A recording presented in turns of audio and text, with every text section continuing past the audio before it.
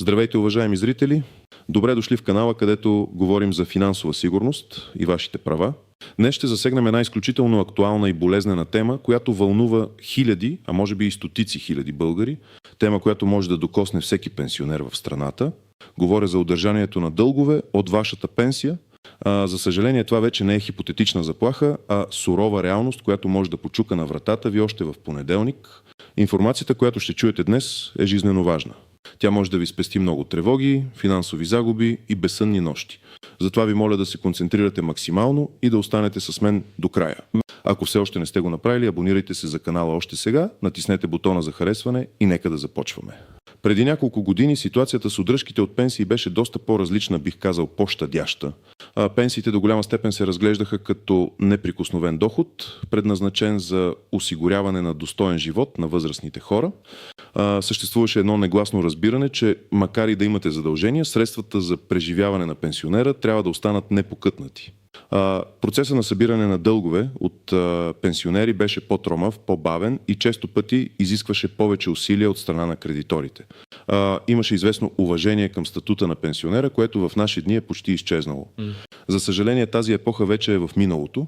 Какво се промени? Промениха се много неща. На първо място, нормативната уредба стана по-строга и даде повече правомощия на съдебните изпълнители, както държавни, така и частни. Ускориха се процедурите за издаване на изпълнителни листове и разпореждания за незабавно изпълнение. Второ, кредиторите, особено финансовите институции и големите комунални дружества, станаха много по-активни и безкомпромисни в преследването на своите вземания. Те вече разполагат с модерни системи за проследяване на длъжници, както и с ефективни правни екипи, които бързо привеждат в действие изпълнителните производства. Трето, и може би най-важното, нагласите се промениха. Вече не се прави толкова голяма разлика между доходите от заплата и доходите от пенсия, когато става въпрос за погасяване на дългове. Пенсията, макар и социална придобивка, все по-често се разглежда като обикновен доход, от който могат да се правят удръжки по силата на закон. Така че, ако доскоро сте живели с убеждението, че моята пенсия никой не може да пипне, то днес е време да се сблъскате с реалността, която е коренно различна. Сега нека да разгледаме в дълбочина какво точно трябва да знаете, кой трябва да се притеснява и кой може да е спокоен. Това е същината на днешното ни предаване, затова внимавайте изключително много. На първо място, кой трябва да се притеснява? Отговорът е прост. Всеки пенсионер, който има неизплатени задължения, независимо от техния произход, тук говорим за широк спектър от дългове, да вземем за пример банковите кредити. Ако сте взели потребителски кредит, ипотечен кредит или дори бърз кредит от небанкова финансова институция и сте спрели да плащате вноските, банката или съответната институция ще предприеме действия. След няколко неуспешни опита за доброволно събиране на дълга, те ще се обърнат към съда, ще се снабдят с изпълнителен лист и ще го предадат на частен или държавен съдебен изпълнител. В този момент вече имате изпълнително дело срещу себе си. Съдебният изпълнител има право да изпрати запорно съобщение до Националния осигурителен институт, НОИ, който администрира пенсиите. НОИ е длъжен да изпълни запорното съобщение и да започне да удържа част от вашата пенсия. Ето един конкретен пример. Баба Елена на 72 години взима пенсия от 500 лева. Преди 5 години е изтеглила бърз кредит от 2000 лева, за да помогне на внука си. Не е успяла да го изплати, сумата набъбва с лихви и неустойки до 4500 лева. Миналата седмица получава писмо от частен съдебен изпълнител, че ще й бъде удържан всеки месец определен процент от пенсията. В нейния случай, ако няма други доходи и ако пенсията й е единствен източник на препитание, може да бъде удържан до 1/3 от нея, но при условие, че оставащата сума не пада под определения от закона минимален размер на пенсията. Ако обаче дългът е за издръжка или други привилегировани вземания, процентът може да бъде до 1/2. В случая на баба Елена и се удържа 1/3 от 500 лева, което е около 166 лева. Тя остава с 344 лева за живеене. Това е значително свиване на бюджета, нали? Втората голяма група са комуналните задължения. Това включва сметки за ток, вода, парно, телефон, интернет. Често пъти хората неглижират тези задължения, особено когато сумите са по-малки, но натрупването им може да доведе до сериозни проблеми. Комуналните дружества също действат много агресивно. След няколко предупреждения и евентуално изключване от услугата, те също се обръщат към съда и след това към съдебен изпълнител. Например, дядо Иван, пенсионер с 600 лева пенсия, е натрупал неплатени сметки за парно в размер на 1500 лева за последните 3 години. Той не е получавал писмата, защото живее на друг адрес през лятото. Съдебният изпълнител запорира пенсията му. Тук отново важи правилото за 1-3 или 1-2, в зависимост от конкретната формулировка на изпълнителния лист. Дори и дългът да е относително малък, той ще бъде събран принудително. Трети вид задължения са данъците и таксите към държавата и общината, както и глобите. Тук говорим за неплатени местни данъци за имот или автомобил, такса смет, пътни такси, глоби от КАТ и други административни санкции. Тези задължения се събират от Националната агенция за приходите, НАП или от съответната община, които също имат правомощията да запорират пенсии. Ето друг пример. Леля Стевка с пенсия 400 лева не е плащала данъци за малката си вила в покрайнините на града в продължение на 8 години. Натрупана е сума от около 800 лева, включваща данъци и лихви. НАП инициира принудително събиране. В този случай, докато не се погаси цялата сума, включително лихвите, всеки месец ще й се удържа законоустановената част от пенсията. Най-висок приоритет при удръжките имат задълженията за издръжка, например неизплатена издръжка за дете или бивш съпруг. В тези случаи законът е много по-строг и позволява да се удържа до 1/2 от пенсията, дори и ако оставащата сума е под минималния праг за останалите видове дългове, но все пак има минимално ниво, под което пенсионерът не може да падне, за да има средства за съществуване. Представете си Ген Петров с пенсия от 800 лева, който има наложено плащане на издръжка за дете в размер на 200 лева.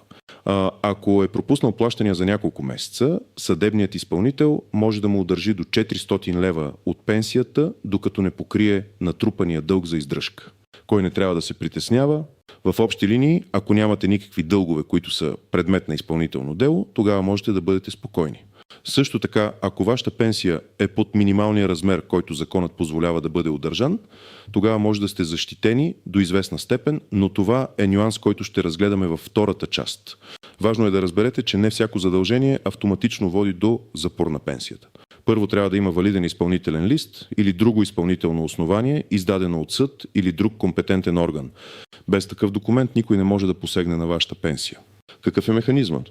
Много е важно да разберете този процес. Първо, кредиторът, независимо дали е банка, община или друго дружество, трябва да получи съдебно решение, което потвърждава наличието на дълг. След като има такова решение, той се снабдява с изпълнителен лист.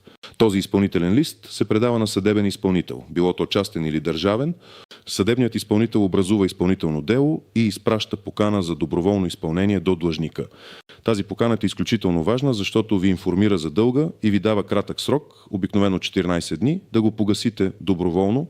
Ако не реагирате в този срок, съдебният изпълнител пристъпва към принудително събиране. Една от най-честите мерки е именно запорът на пенсията. Съдебният изпълнител изпраща запорно съобщение до НОИ, в което указва размера на дълга и колко да бъде удържвано месечно от вашата пенсия.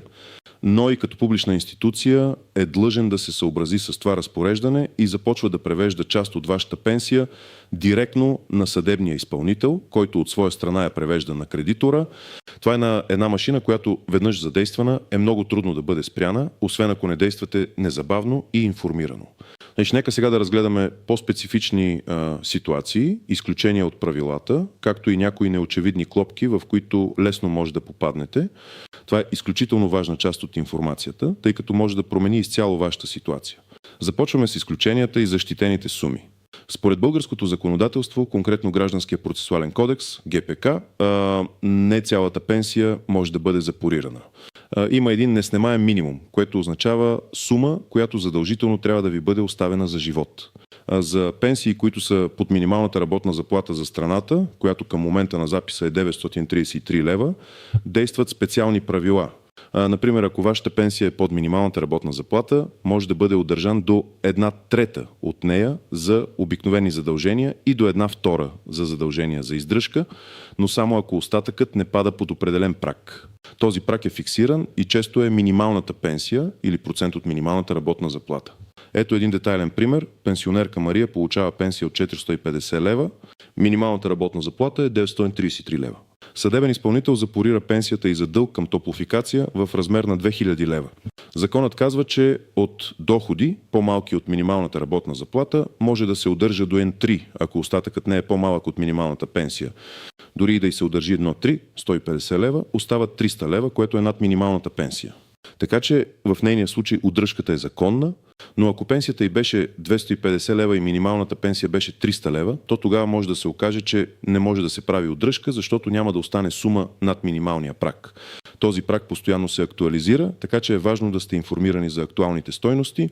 Съществуват и специфични видове пенсии, които се ползват с по-голяма защита. Например, обезщетения за инвалидност в резултат на трудова злополука или професионално заболяване, както и социални пенсии за старост, могат да имат различни режими на защита.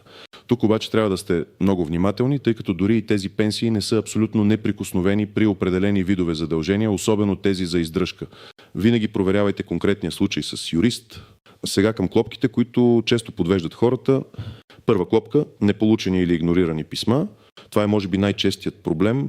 Много пенсионери не живеят на постоянния си адрес, сменят местожителство или просто игнорират писма с официален вид, смятайки ги за спам или опит за измама.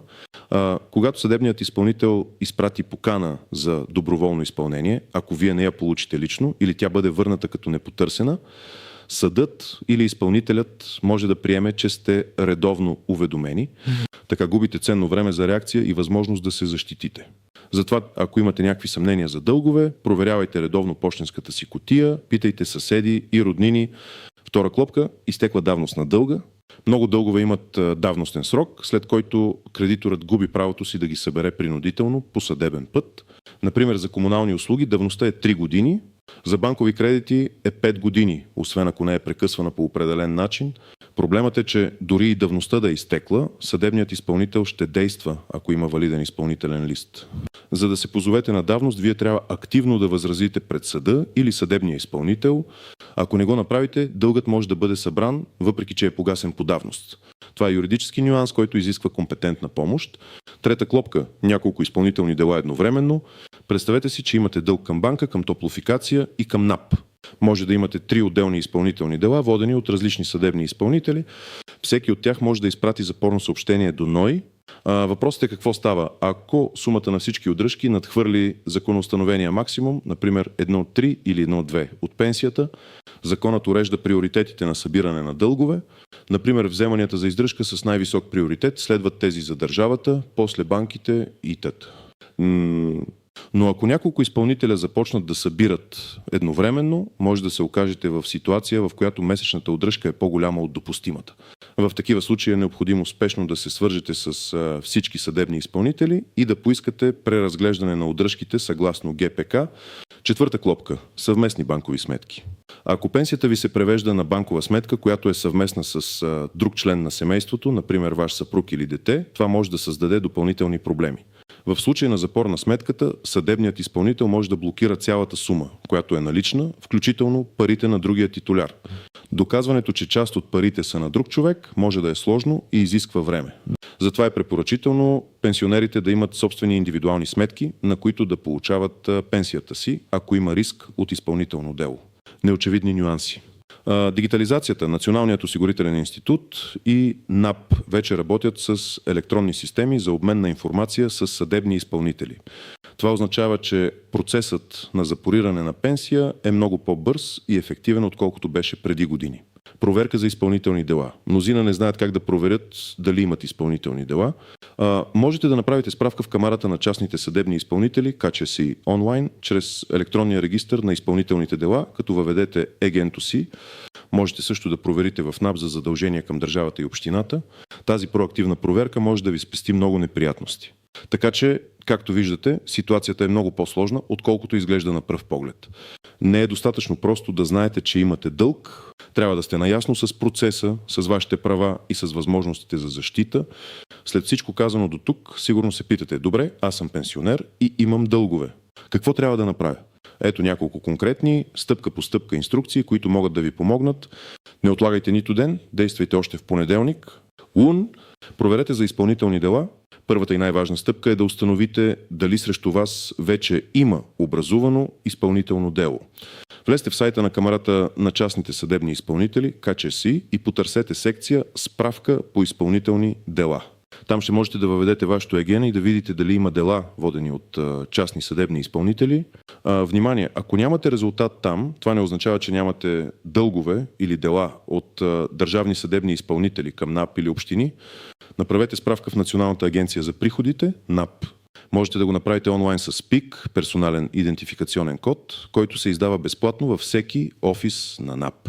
Ако нямате ПИК, отидете на място в най-близкия офис на НАП и поискайте справка за всичките си задължения към държавата и общините. Такто, ама сама соти. Проверете при вашите основни кредитори. Ако дългът е към банка, свържете се с банката. Ако е към комунално дружество, свържете се с него. Не игнорирайте никакви писма. Ако получите писмо от съдебен изпълнител, от съд, от НАП или от колекторска фирма, не го изхвърляйте и не го игнорирайте. Отворете го, прочетете го внимателно и се опитайте да разберете какво пише. В такива писма обикновено е посочен номер на дело, съдебен изпълнител и размер на дълга. Това е вашата първа възможност за реакция. 3. Свържете се с съдебния изпълнител. Ако установите, че имате изпълнително дело, незабавно се свържете с съдебния изпълнител, който го води. Телефоните и адресите им са публични. Не се страхувайте. Идете на място или се обадете, обяснете вашата ситуация, че сте пенсионер, че това е единствения ви доход и поискайте информация за дълга, за размера на удръжките и за възможностите за доброволно уреждане. Често съдебните изпълнители са склонни да договарят погасителен план, особено ако видят, че сте проактивни и че искате да съдействате. Искайте писмено потвърждение на всяко споразумение. Благодаря ви за вниманието и до нови срещи!